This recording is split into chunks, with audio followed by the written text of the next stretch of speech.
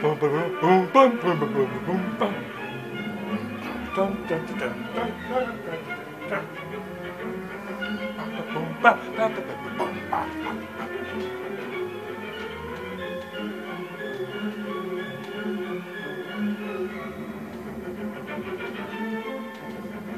Hey, it's Sunday in Springfield, and this is Johnny Two Stars, and this is the Authentic Human Being Show.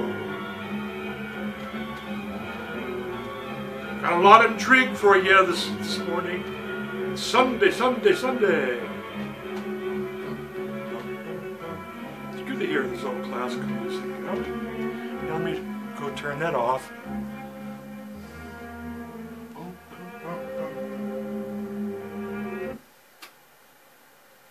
So, God, it just occurred to me, you know. See, men are stupid, you know. Women, you know. They don't want us to know that their minds just, you know. I don't think women should take acid. It should be against the law. So it just occurred to me that Belle Birch, she had my number, my phone number, and then she had my name. And I told her I had a blog. Well, did she go to Google and type in my name? And I'd given her the name Rosamond, so she could have found my blog, and she's going, look at this stuff, you know. Holy, let me give this guy a call.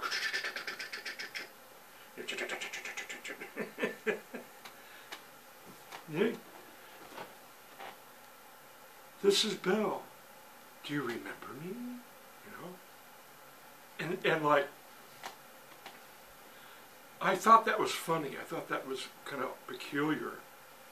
It's like, yeah, well, why would I forget you?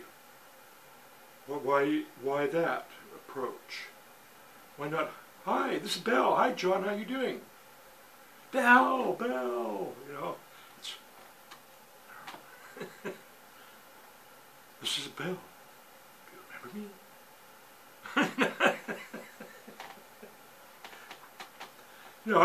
You know, if this was, you know, the Da Vinci Code Part 2, maybe it will be. You know, I write the sequel, the screenplay for the sequel. You know. So after our meeting there at the Wandering Goat, Belle rushes home, where Lord Ambrose has got his chemistry set there, and where did he kiss you? Did he kiss you? Where? You know. My hand. Oh, perfect. And he gets out a swab, you know. I'll capture that DNA there, you know. I'll put it in the tube here, you know, mix it with mine. We'll make a baby, a super genetic, you know, relate to the Moravian kings, you know. We'll make a child together. See, this is not funny. I mean, it is funny, but you got to laugh because this has been happening to me for real. Especially since Christine died. When you had all these usurpers come forward and make these claims, I mean, wild-ass claims, you know, why they were qualified to handle the Rosamond art. And why the family, you know, if they're disqualified.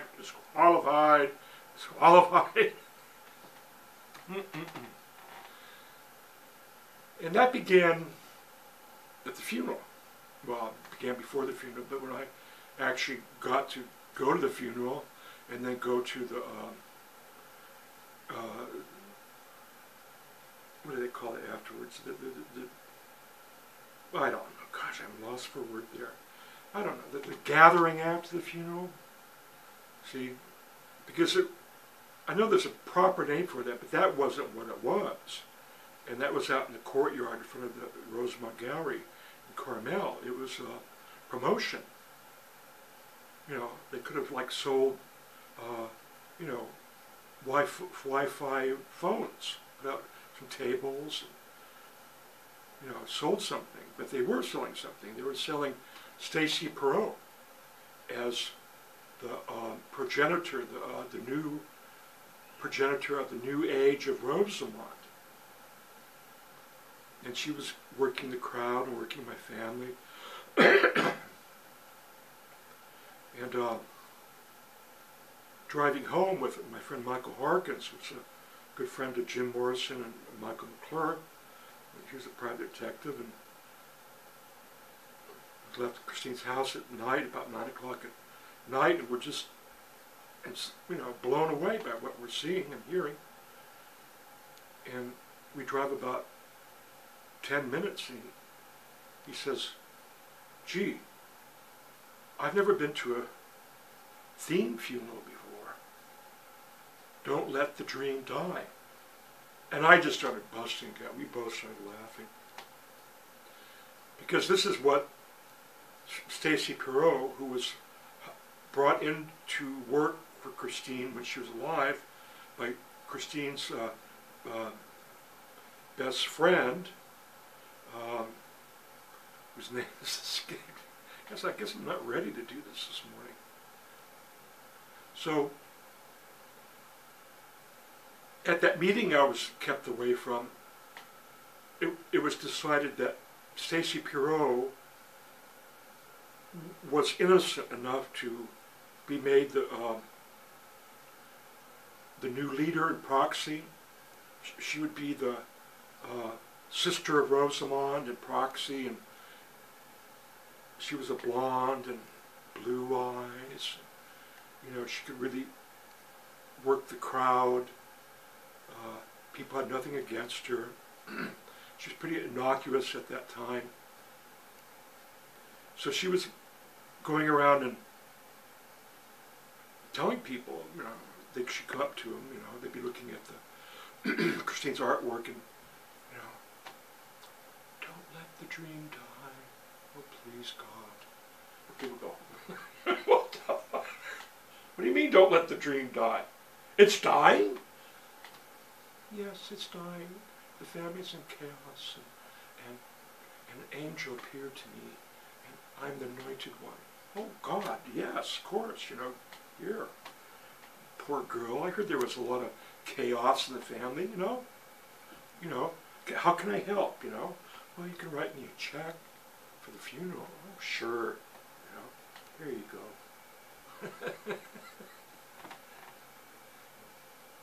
See, I was kept away from that meeting while this is going on, and there was no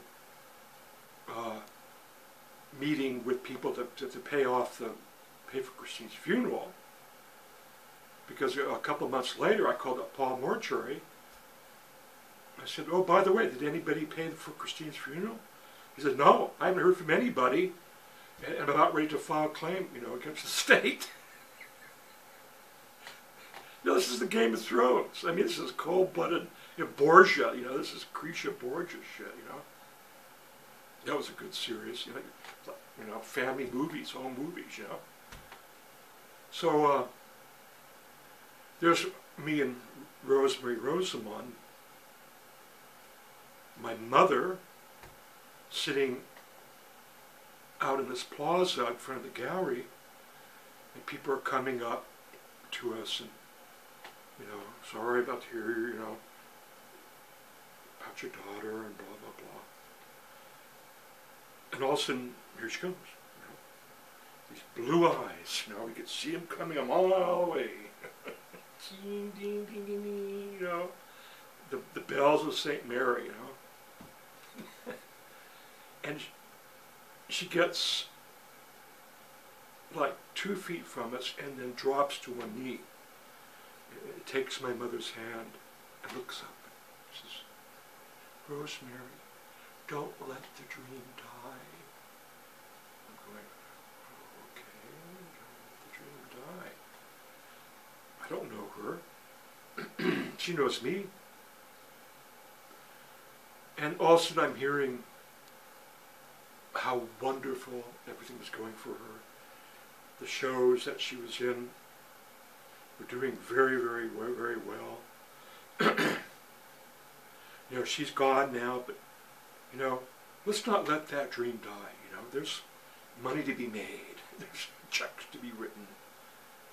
And I said, you are a piece of shit, aren't you? You know, how dare you do business here at my sister's funeral?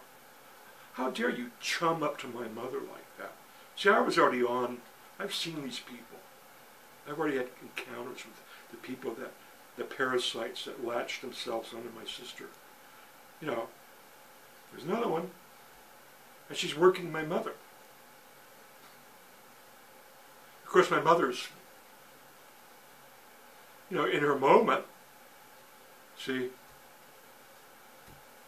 you know, all the lime, you know, she's in the limelight, all the tension's on her. She's not in the shadow of her world famous daughter. And they're you know, setting up the limelight, lighting the candles and, you know, the votives and, you know, it's St. Rosemary, you know,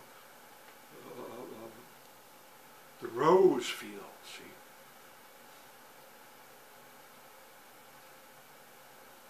So get a call from Stacey Pro's friend, Jackie Belford. That's supposedly Christine's best friend. And she had brought Stacey Pro in to work for Christine. And this is about, I don't know, 3-4 weeks after Christine was dead. I'm living in Sacramento. And I get this call.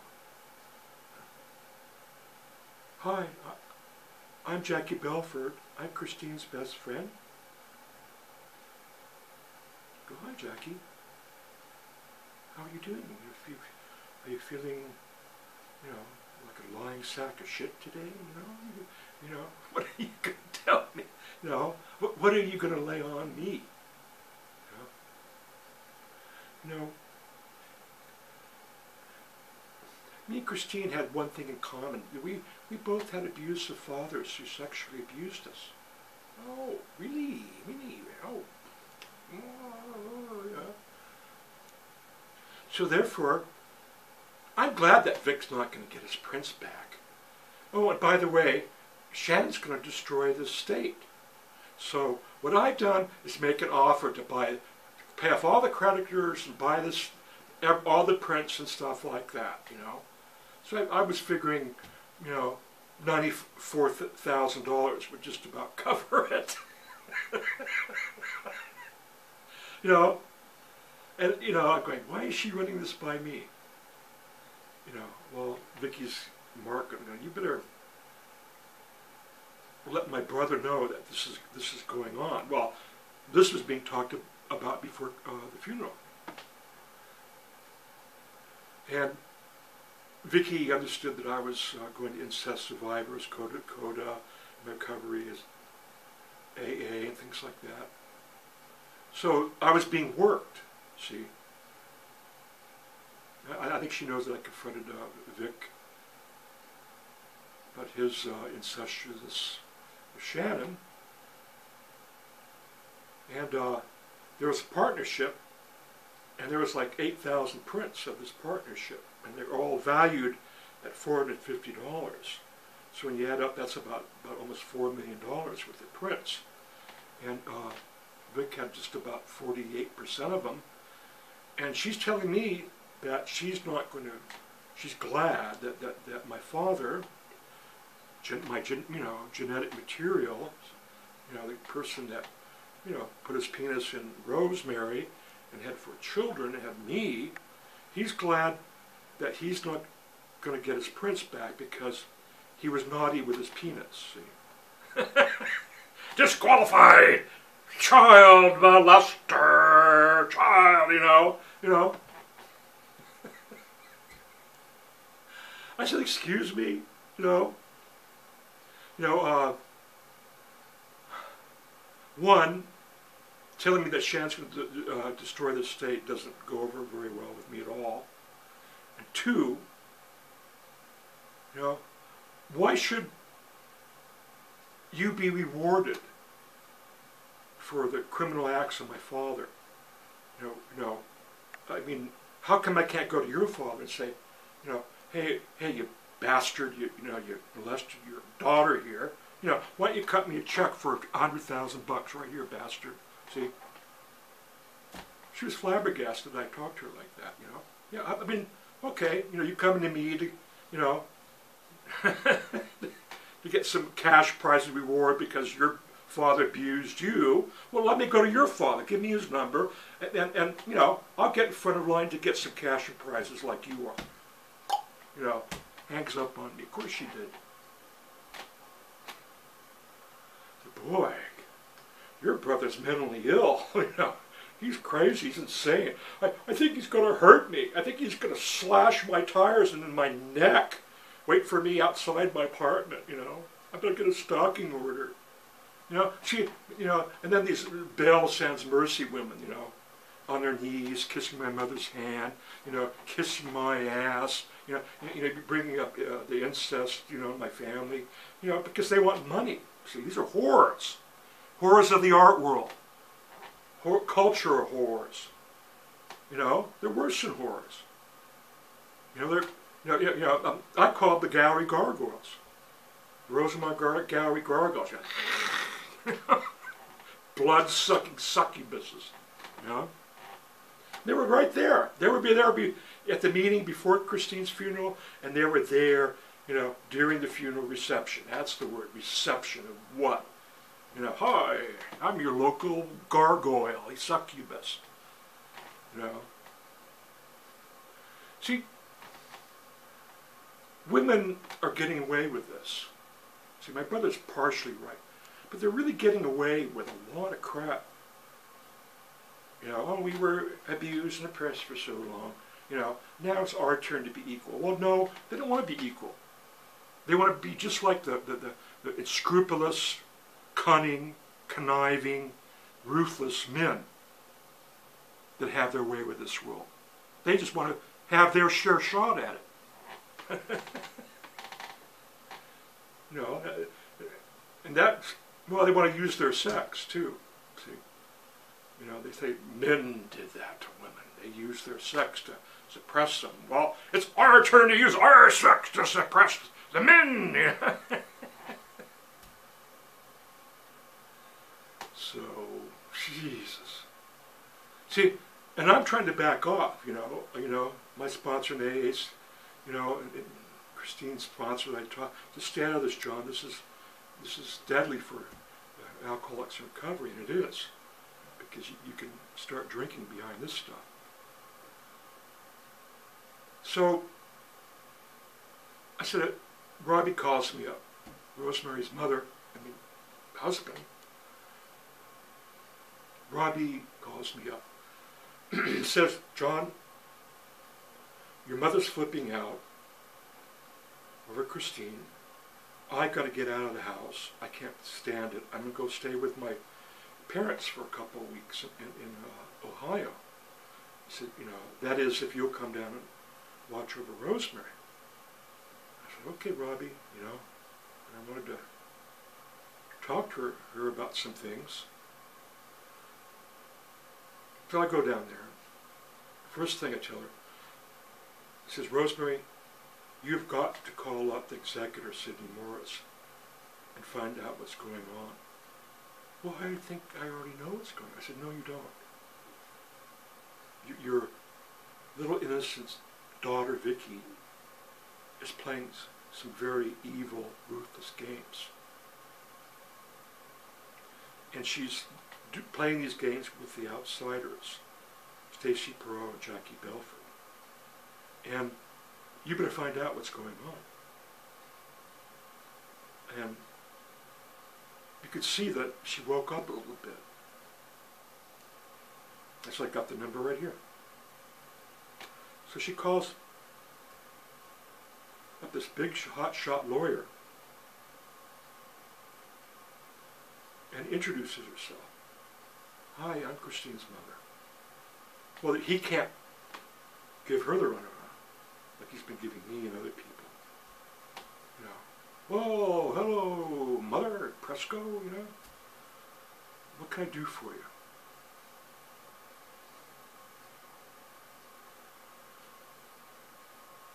Right off the bat, he says, oh, you know, I'm glad you called.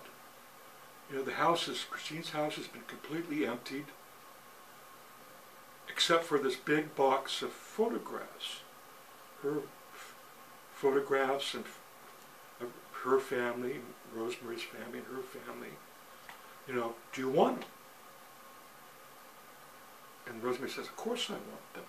Of course I want the family photographs. Of course I want the you know, pictures of my children and my grandchildren. Of course. Okay, I'll, you know, send them to you.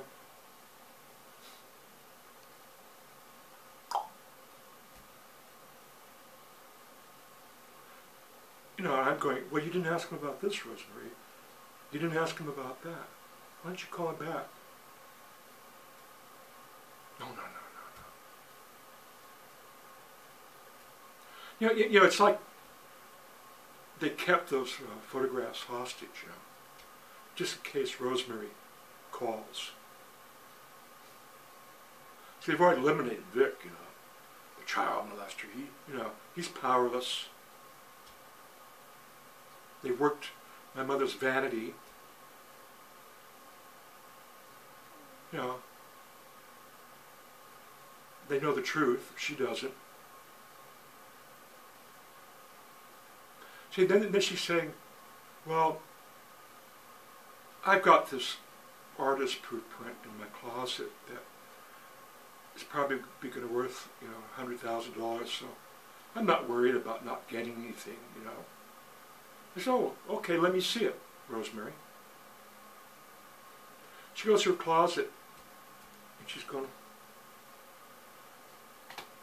where'd it go? It's in here. I mean, it's always put it here. See, she showed me this about 2 years before. You know, where did it go? I said, okay, it's gone, right? You can't find it? Okay, answer this question. Was Vicky here recently, since Christine's death? Well, yes, she was. She was just here 2 weeks ago. Well, there you go. There's proof. My sister and your daughter is an evil thief and a liar, okay? Like I've been telling you. She was shocked. Absolutely shocked. I felt so sorry for my mother. To have to, you know, to realize that Vicky's been pulling the wool over her eyes with the help of these people that were, you know, blowing sugar up her ass, kissing her hand at the gallery. So shocked. Of course, she started drinking. And I just had to get to sleep. When she started drinking, the best thing to do is pretend you're sleeping or do your best to go to sleep. You know, I could hypnotize myself, put myself out for the duration, you know. But she woke me up about 3 in the morning, banging around, going through all the stuff, going, you know, it was a small house. I could hear her go through everything. I says, Rosemary, what are you doing? It's 3 o'clock in the morning. Go to bed. She says, well, I'm looking for Christine. What do you mean you're looking for Christine? You go back to bed, you know. See, she was looking for Christine's print that she gave her. Huh? How do you like that? See? And people shouldn't be wondering how crazy I am. You know, they should be wondering why I'm not in prison already as, you know, an axe murderer. You know, don't worry about what, you know. This is evil. This is pure evil. So, Rosemary and I got into a fight. I said, I told you. I've been warning you about Vicky and these people. They've taken your print. They're taking over the whole legacy. They're good, you know, they're probably going to come out with books. They've gone after Shannon. Shannon's disappeared. I said, we're in trouble. And Vicky's helping them. I left. As soon as the buses started running, I got on the bus and went home. I just refused to talk with any of them.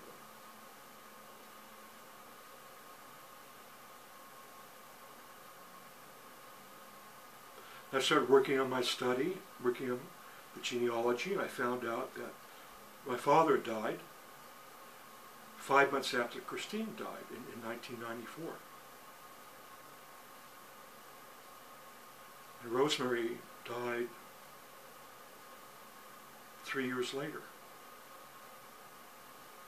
When I called up Robbie, he said, Greg, you know, your mom's in the hospital dying. Here's her number. Give her a call. Talk to her before she, you know, she dies. And like I said in the other tape, I had no money. I'd gone through my couch to get quarters and spare change to feed the phone there in front of B.O. So I had to wait to the morning till the bank opened. I had $15 in there. Got a bunch of change and went to the phone booth on campus, in front of the campus theater. And rang up the number, and it was a floor nurse, and she says, let me put you in touch with a supervisor. And then you have this real sinking feeling. You just swelled up into this black void as it dawns on you that the woman who gave you birth is dead. And I just waited for the supervisor to pick up the phone and confirm it. Mr. Prescott, we regret to inform you that your mother expired 5 hours ago. Too late. Too late to make amends with your mother. Too late to say goodbye. Too late to say you love her, you're sorry. Vicky took that from me. And her gargoyles, her succubuses, who were after all the family information to turn it into books and movies, after all the prints that Christine produced. They wanted it all.